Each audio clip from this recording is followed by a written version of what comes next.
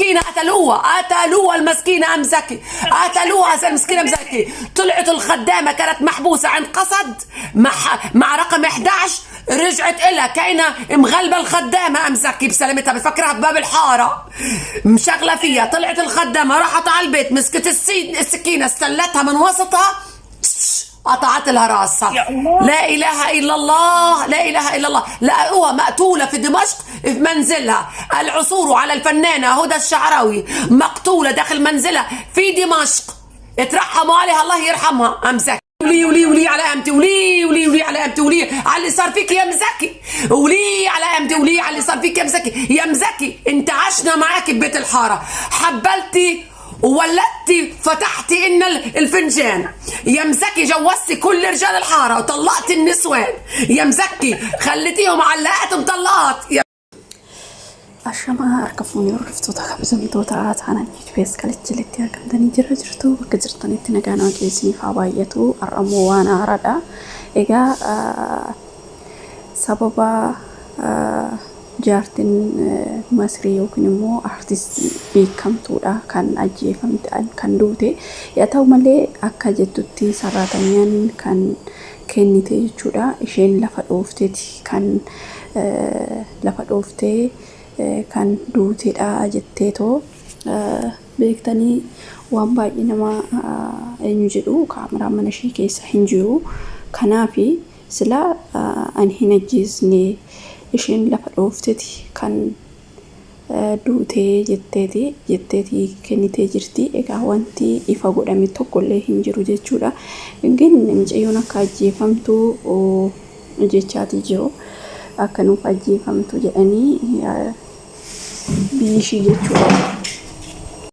Mucattiin akka ajjeefamtu jedhanii kanarratti rabarrabaa jiranii jechuudha. Egaa dhugaa dubbachuuf waan akkanaa kun baay'ee nama gaddisiisa. Egaa dhugaa malee gaafa waan akkana kana namatti murteessan baay'ee ulfaataadha.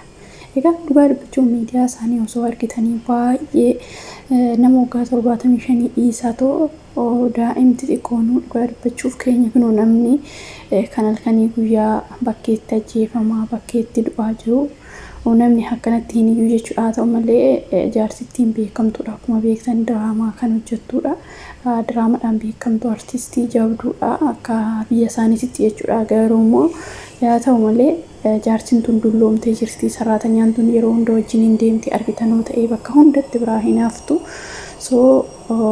Kanaafi ishuma tajjeesee jedhanii itti rabarraban malee kaameraan immoo mana keessa hin jiru. Jaartiin immoo waan rukutamtee miti. Lafa dhoofteetti kan buruqe jechuudha. Beektanii jaartiin dulloomterlee yoo argitan ta'e miidiyaa irratti sarratanyaatu kaasaa namatu harka qabee bakka nuti hin deddeema. Egaa isheen sababa itti taatee siniin jedha obboloota kooyi.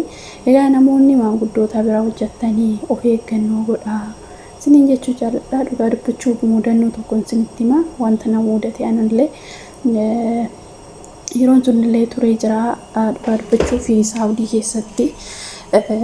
Saawudii keessatti jaarsa wayiitiitu jira jechuudha. Sarratanyaa qabu intala isaanii bira hojjedha. Intala isaanii bira hojjedha. Dhaqnee mana isaanii jechuudha. Jaarsi baay'ee dulloomadha. Hin dhukkubsatallee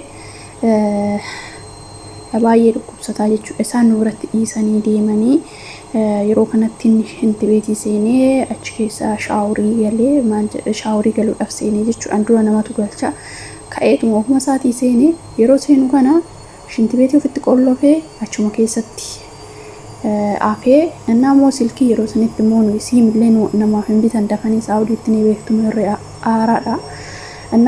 Jaarsuun dhugaa dubbachuuf achi keessatti intibeetii san keessatti ofitti qollofee achi keessatti du'ee booddee isaan dhufanii nuti wanti goonu bakka namatti illee gadi baanee namatti illee hiineetii jira. Garuu wanti yeroo isaan dhufanii barreessan jalaa banan jaarsichi du'eetii jira jechuudha. Maaliif yoo sin jirtanuu maaliif hin eegne yeroo inni seenu maaliif lakkiin jennee jedhanii dubbii nutti kaasanii turani. Garuu jaarsichi odoo beektanii lafa dha'ee too yookiin immoo lafa dha'ee kan du'u ta'ee nullee nu qabsiisu ture.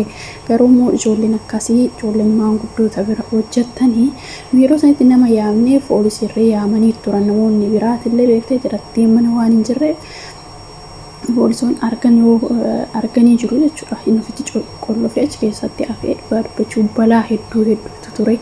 Yaa ta'u malee nuyi galata Waaqayyoo baanee waan akkasii hin jira. Kanaafuu ijoolleen keenya maanguddoota bira hojjettanii beektanii baay'eedha. Isheen amma beektanii jaartiin keessattuu dubartiin jechuudha. Dhugaa dubbachuuf bakka beektanii du'arraa yoo geesse akka daa'imaatti taati. Kan Araboota ni beektu. Maanguddoonni Araboota akka daa'imaatti taati gaddeebitee jechuudha.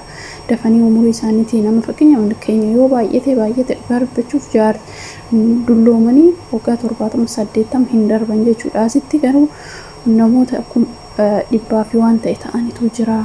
Isaan amma beektanii bakka akka daa'imaatti ta'u sammuun isaanii intinii ta'a. Gaddeebi'anii akka daa'imaa san ta'u jechuudha. Ofuma bakka of ajjeesu hin ammaarroo hin aaroo lafaan of rukutuu namoonni akkanaa beektanii baay'ee rakkoodha. Kanaaf iyyuu sirriitti of eeggannoo godhaa. Waaqayyo nu haa oolchuu. Nuti kan nu eegu Waaqayyoodha. Garuu warreen maanguddoota bira hojjettan sirriitti of eeggannoo godhaa. Jaartiin amma duute tuni lafa dhooftee akka duute sarratanyaan hin himtii jechuudha. Hin ajjeesne lafa dhoofteti. Kirsiirra lafa dhooftetti. Yaa sammuudhaan lafa dhoofte nama guddoodha. Qaamanillee argitanii qaaman isheetillee guddoodha. Hin duute jechuudha. Kanaaf sarratanyaan ani maramtees ta'e kan beeku Waaqayyo qofa. Gin akkasitti namoonni akkasitti du'anii sarratanyaan illee hidhamtanii jira. Dhugaa dubbachuuf kanaafuu yoo sirriitti of eeggannoo godhaa. Sarratanyaan biyya Saawudii san keessatti iyyuu mucayyoo takkatu jira. Nama maanguddoo jaartii bira hojjetti isheen. Jaartitti san bira yeroo hojjettu maal gootii jaartiin kun beektanii yaa dhugaa dubbachuuf warreen jaartii bira hojjettan maanguddoota gurguddaa bira hojjettan dhugaa dubbachuuf daa'ima 10 jaartii takkitti eegurra daa'ima 10 walitti qabdee eegusii wayyaa jechuudha. Jaartiin tun baay'ee tokko nama marartee jette dhugaa dubbachuuf achumaan bakka halkan raftuu natti iyyiti guyyaa raftuu natti iyyiti wachii kaate uwwettee iyyiti bakka yoo bakka achuma teechee namni bira taa'ee eegeen alatti isu sochooti kaatetu jettee እና ጊዜ tokko mashiiti faalchiidhaan kan ittiin deemu wayitiin deemtee kaate tuyyuun beektu deemtee kuftee fuulduratti kuftee jaartii sun achumatti gadaaftee jette dhugaa dubbachuuf kaameraan mana keessa waan jiruuf jechuudha.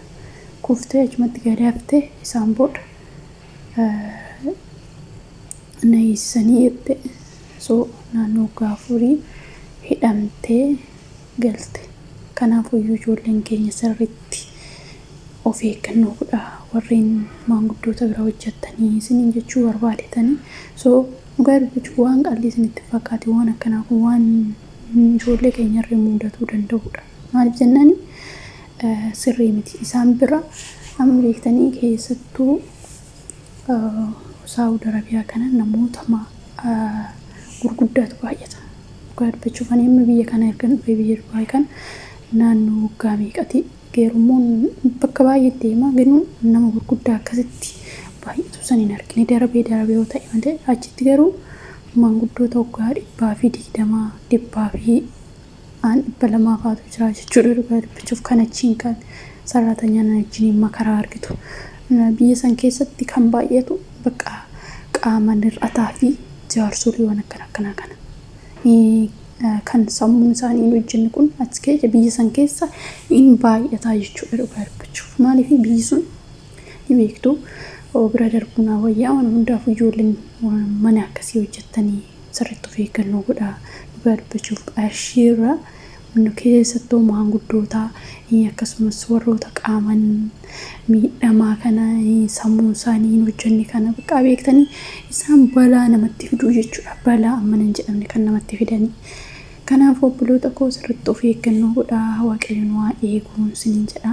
Baay'ee ulfaataadha haalli jiru baay'ee ulfaataadha. Namoonni kan akkanaa bira hojjettan immoo waaqa keessan sirriitti kadhadhaa. Wanta biraa waan siniin jiru hin qabu. Anis argee waan hin jiruufi biyya sanitti namoota akkasiitti baay'ata, maanguddootatu baay'ata. Namoonni isaaniitti iyyuu sirrii miti. Kanaafuu waaqa keessan kadhadhaa siniin jechuu jaalladha. Jaartiin immoo akka nama bobeechitu nama jaartii bira hojjetee argitu beekaa jechuudha. Biyya san keessatti amma tuni osoo saraatanyaan tun amma waggaa dheeraadhaa yoo obsite waggaa dheeraadhaa yoo wajjin turte akka jedhanitti naannoo beektanii dura Itoophiyaa wayyitti ture achi waaqayyo ishii baasee dhugaa dubbachuu fi tun immoo lammata dhufte jechuudha. Garuu immoo walitti dhufeenya baay'ee wal jaalatu bakka hundaa argitanuu ta'e diraamaa keessa reeni jirti saraatanyaan tuni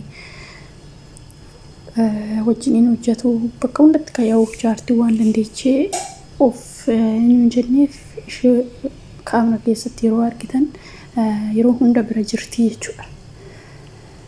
Ana akkana wanti jiru siniin jedha obboloota koo sirriitti of eeggannoo godhaa waaqayyoon waa eeguu hunduma keenyayyuu rabbiin waa eeguu nagaan.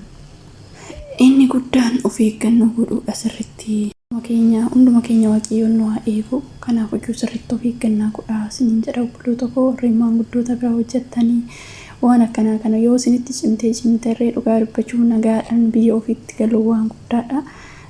Keessattuu maanguddoota akkasumas immoo miidhamtoota akkasumas beektanii hin jiru mitiiree baay'inaan Saawud Arabiyaa keessatti kan argamanii. Kanaafuu sirriitti of eeggannoo godhadhaa siniin jedha waaqayyo bakka jirtanitti sinaa ga'ee kun ijoolleen keenya egaa of eeguun barbaachisaadha. Ana waan akkasiiti egaa waaqayyoos immoo bilisaa baasuu catti waan akkasiiti ani ajjeesne jaartiin ofiif lafa dhooftee duutee jettee siniin jedha. Garuu immoo namoonni achi beektanii akka ajjeefamtu namoonni baay'inaan itti rabarrabamanii oduu kaameraan tokko jiraate gidi ni baati jedheetii yaada akkaataa isheen ittiin lafa dhooftee mul'isa waan ta'eef akkasii turtii gaarii qabaadha.